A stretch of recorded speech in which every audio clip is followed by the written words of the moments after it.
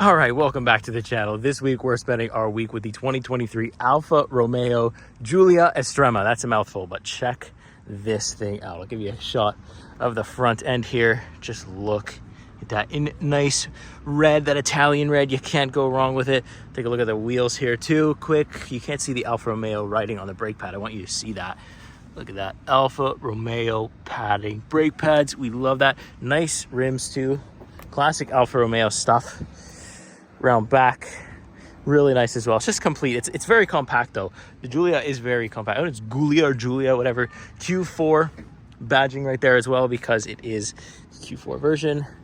Alfa Romeo badge, which we love. So that's cool too. Yeah, look at this thing. So let's hop in. Estrema badging is right there too. It just looks so good in the sun though. Carbon fiber, a little bit of that there. Nice. Let's hop in though. I'll give you guys a startup sequence. It's blazing here. Startup sequence, look at this though.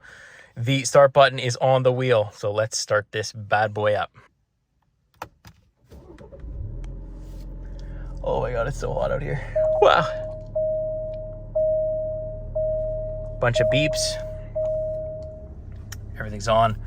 Steering wheel stands out right away. But before I get to all the interior stuff, let me put you on the windshield and I'll give you my first driving impressions because I've been driving around like crazy. So let's do that.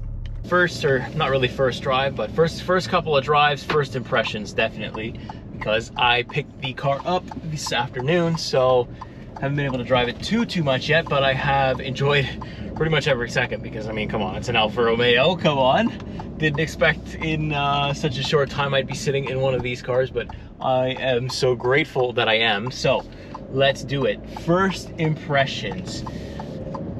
It's really cool. It's very compact. Like just overall when I looked at it, very compact. It drives very compact. It drives very nimble, right? Since this isn't the Quadrifoglio, we don't have that V6 Ferrari tuned engine, whatever it is. We don't have that here, but I don't care because the way that it's nimble and the way that I could still have fun with it, it's okay, right? Like last week I was in a Cadillac, had a lot more power, was a little bit bigger, but I just feel like this is more professionally tuned, if you will. I just feel like it's just got that Italian essence to it, and that just automatically makes me like the car. You know, call me biased, call me whatever you want, but you know, I'm just a fan. I'm just a fan of the Italian brand. I'm the fan of the Italian stuff, and that's complete honesty. So these really cool paddle shifters as well, they're like mounted on here, are so fun to use. I've been just knocking it into manual once in a while and just, you know, ripping it. And then also we have this adaptive suspension, which is really good. It can feel like really springy. I'm noticing it's like extremely springy in some points when like the wheels are being uneven. Like I'm like, whoa. But if you turn it off, the ride is rough. Like it really does feel like a true sports car. These seats too, like they hug me, like, and you can adjust the bolstering here. If you want to have none, you can. If you want to have a lot, you can do that as well. So there's a lot of good customizations for the seat. I don't feel like I've quite gotten it right yet. I feel like there's still a bit of tweaking I need to do with it. But yeah, like it's definitely got a bit of performance, enough performance for like a normal city car. Definitely, well, actually maybe it would be fun on the track too. I think just with these column-mounted paddle shifters, I just love holding them. Even if I'm not using the manual, I just love to hold them, and they're metal, so they feel really high quality too. Steering wheel is small enough, feels really cool. Yeah, it's just, I'm gonna have a blast this week. And it's us, I have a flight to catch this week, so, you know, I don't have as much time as I'd like with the thing, but, you know, it is what it is, and I'm just gonna enjoy every single moment that I get with the Alfa Romeo, and hopefully I get it again, because, yeah, it's just so nice, so fun to drive. So this week's gonna be cool. So I'll pick it back up a little bit later, show you some other features, interior stuff, more exterior stuff, and yeah, we'll kind of go through the week. If I find some cool stuff to show you, then I will definitely do that. So stay tuned for all that cool stuff, and I'll pick it back probably tomorrow. Alrighty, another morning with the Alfa Romeo Giulia. Let's do a cold start. It actually is pretty cold out in the morning, as you can see here. Look at this. The fact that that is all foggy shows you everything you need to know. So let's unlock this guy, hop in here. Ooh. Favorite part of it still, look at this. Oh yes, mandatory as well. We have to put our key fob right in the key fob holder. That is mandatory. It's non-negotiable. You must do it every time. So let's just check this out. Oh yeah, not a bad sound out of that. All right, I'm going to work. Okay, little nighttime shots here, walking around. Got the 0.5 lens out. I forgot my gimbal at home, so you forgive me if the iPhone does not help me stabilize stuff. Just wanted to show you around. Look at those lights at nighttime. It looks just as clean at nighttime as it does in the daytime. Really can't complain. Enough illumination inside. Not so much ambient lighting, but enough to, see what you're doing. So let's hop in. Just enough here to see what's going on. Really can't complain. The lights are going to shut off there, but, everything's illuminated the way I can see it. I got my tire pressure up there just because I wanted to see if it was affecting anything when I switched different things. Drive mode, Explorer. Oh, cool. Very cool. I'll look at more of the intricate stuff during the review, but yeah, this is the Alfa Romeo at night. Alrighty, another day done. Got the car started because I've been filming a lot of B-roll because I only have like 3 days left with this car, 4 days left, so I am really busy, but still gonna make time to film some week with shots here. So this is in the evening, sun's going down, not a lot of light out, but just enough so that the camera picks up everything very nicely. You have these nice lights here in the back, the exhaust sound is going. So I'll give you the interior tour right now because I don't know when I'm gonna have time during the week. So let's do it. Let's hop in, check it out here. There's not a lot of sun, so it's actually really good, and the camera's gonna pick up everything. So we start off with the steering wheel, which is so nice, like, oh my goodness. And the thing that stands out the most is these massive column mounted paddle shifters. Very satisfying to click. I am using them on every single drive. I'm always in sport mode with the dampening on, so I can turn it off and then you feel everything dampening on. You kind of feel like you kind of bounce around a little bit on the big bumps, but it's still really good. Digital gauge cluster there. Not a lot of menu screens though, like super basic, but I still like it a lot. And then left-hand side, some lighting controls, different stuff like that. There's a trunk button like all the way down there. Like, it's so hard to reach from here, and it's not automatic, so it doesn't even matter. The infotainment display, it lags a little bit when I touch it, but when I use this little dial here, like the Escalade last week, it moves pretty smoothly. It's interesting that it's almost like it wants you to use the dial so that you could have a smooth experience. But here I can see like navigation, time of day, driver assistance, the climates, the performance stuff. I can have this up on the screen if I want, whenever I want it. It's an interesting little thing.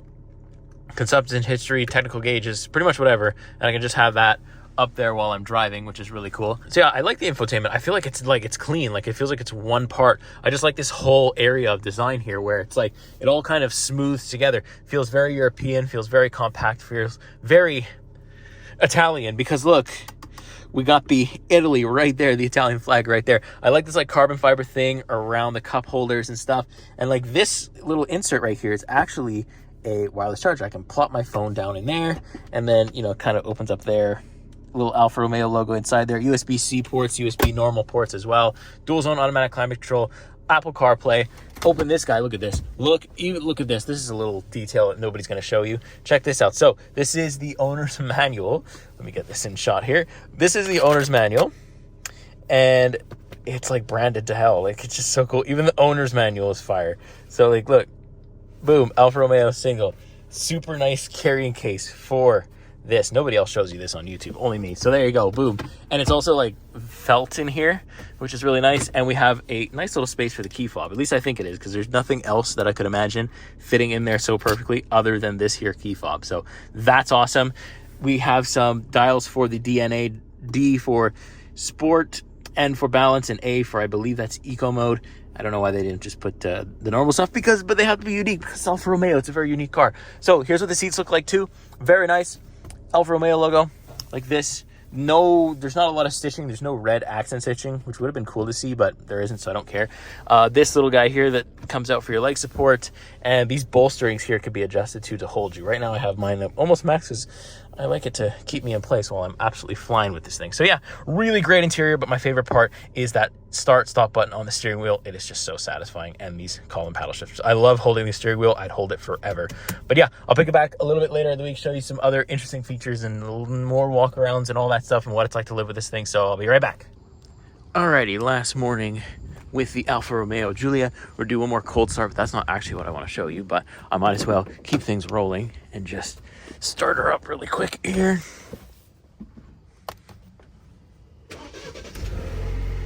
Not a bad startup sound. I've enjoyed that pretty much all week. So, okay. So what I want to show you is just a quick comparison size. Now, I don't have another Alfa Romeo Giulia that I can just pick up. So this is kind of what we're working with. You can see my little tripod down there because I'm recording something else. But, so I have a Sonata, full-size sedan. This, you can kind of see they're almost parked perfectly close to each other. You can see where the mirrors are there.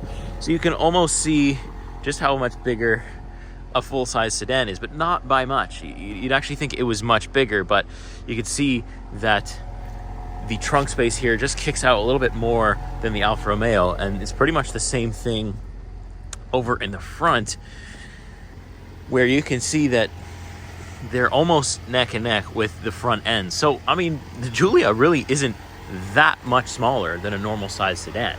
It's got maybe a couple meters of a difference, but I mean, one is obviously way more crazy looking than the other. Well, as much as I hate to say it, this is going to be the final walk around for the Alfa Romeo Giulia this week. Really, really nice car. Unfortunate that I have to give it back, but we do. So I'm gonna go do that now. Little shot of the front before I go, but let's hop in and give you my final thoughts before we get out of here for the week. Okay, so unfortunately, we are going to do our final thoughts here on the road with the Alfa Romeo Giulia Estrema. And it's just been such a nice week to drive this thing. The red stands out. I've been turning heads all week. It's got all-wheel drive, so it's fun. The two-cylinder, like I said, it's just more than enough for what I needed for what I would ever need it for if I was to own this car for more than a week. It's enough. It's enough for getting around town without getting in trouble. It's enough to have fun when you want to have fun and to relax when you want to relax. So on that point, it's great. There's no problem at all. It's just, it is really expensive. I can't speak to reliability, but I'm sure there are reliability problems with Alfa Romeo. I've kind of read about it, you know, in the past, maybe not this year's, but past years, it's been an issue. So there's that. I can't speak to it though, because I only have it for a week. And for the week I've had it, I've had no reliability issues or no inklings of reliability issues. So on that front, I can't say that it's bad. I can't say that it's bad because it's been decent for a week anyways. As to how this car would hold up in the winter, well, again, that remains to be seen, but I think with the all-wheel drive, there's a good chance it will do well. So, you know, overall, I've had a great time with the car. It's again, another one of these cars that's very good at doing both. Very good at being comfortable and also very, very good at being a sports car. So you really can't go wrong with it. Also, it's unique enough to the point where you don't see a lot of them on the road. Seats are comfortable. Infotainment system is okay. And the driving feel is really where this car stands out. So, you know, if you like it, well, then you should buy it. And then that's kind of how it goes for every vehicle, but this one especially, because you are paying a little bit more money for the Alfa Romeo brand. That's probably how it's always going to be. So with all that being said, I will go ahead and get out of here for this week for the Alfa Romeo Giulia. I hope you enjoyed. I hope you like these week with videos. I try to do them every week when I have time. This week was a crunch, but I still really wanted to get it out because this was a special car and I wanted to remember it in the form of a video and share it with you guys as well. So there you are, there we have it. That's going to do it for this week with the Alfa Romeo Giulia. Make sure you like and subscribe so that I know to continue to do these, and I'll see you the next week. See you in the next vehicle. Take care.